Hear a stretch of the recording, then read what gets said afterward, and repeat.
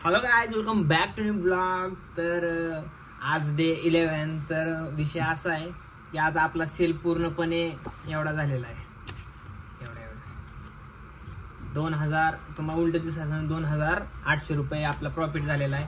किती दिवसानंतर तुम्हाला सांगतो, 2 मिनिटं। पूर्ण आपला प्रॉफिट झालेला आहे एक पहिल्या दिवशी तर 0, नंतर 0 0 0 0 0, नंतर आज 11 डे 11। आज आपला प्रॉफिट झाला पूर्ण 2800 रुपयाचा। तर सेल काय झालं ते पण तुम्हाला सांगतो। तर आपण माझा मित्र ऋषी मोहिते म्हणून आहे, माझा मित्र आहे, जिम पार्टनर आहे माझा। तर त्याला मी आता माझा टेबल सेल केलेला आहे। टिपॉयचा विषय कसा आहे का, त्याला लागते जास्त क्वांटिटी आणि जास्त रोकडा। एवढा रोकडा आपण त्यात इन्व्हेस्ट करू शकत नाही, म्हणून आता आपण नवीन एक आयडिया काढलेली।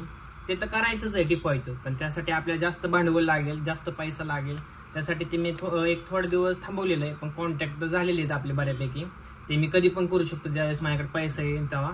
एक ऑर्डर पण आहे, पण त्यांचं अजून तळ्यात माझ्यात चाललेलं आहे, ऑर्डर त्यांची काय अजून नाहीये फिक्स।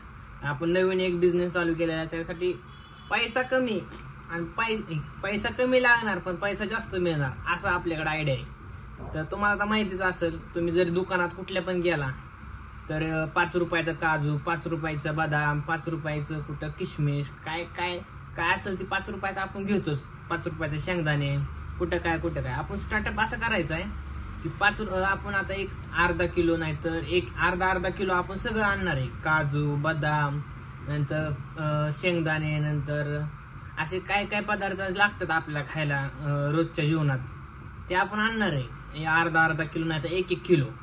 त्यानंतर आपण ते पॅकिंग करणार आहे एक छोट्या पिशवीमध्ये, म्हणजे छोट्याशा बॅगमध्ये। तुम्हाला समजलं असेल की मला काय म्हणायचंय।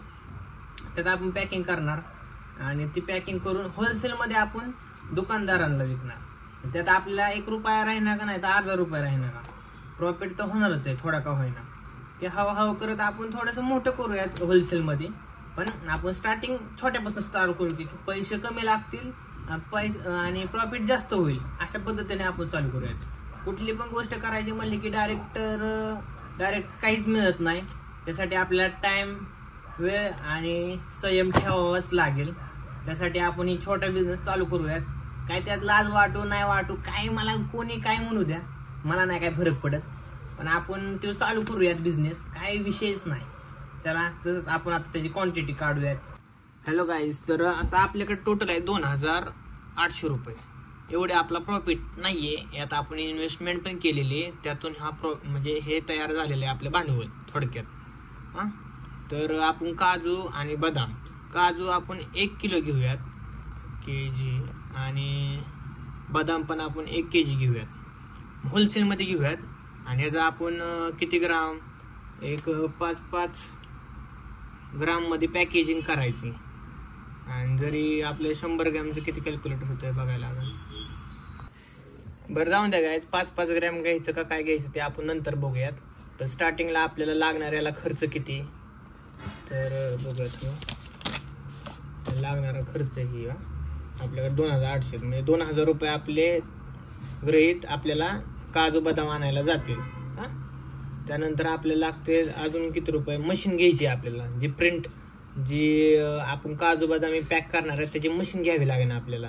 ती मशीन साधारणतः 500 रुपयापर्यंत बसेल, आणि 100, 500 आणि 300 रुपये आपल्याला जी पॅकिंग करायचं मटेरियलचं कागद आहे त्याला लागतील। थोडक्यात आपल्याला 2800 रुपये लागतील हा बिझनेस स्टार्ट करायला।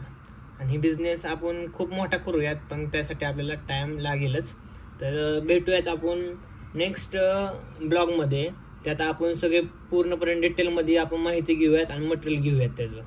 भेटूयात नेक्स्ट ब्लॉगमध्ये। Bye bye guys.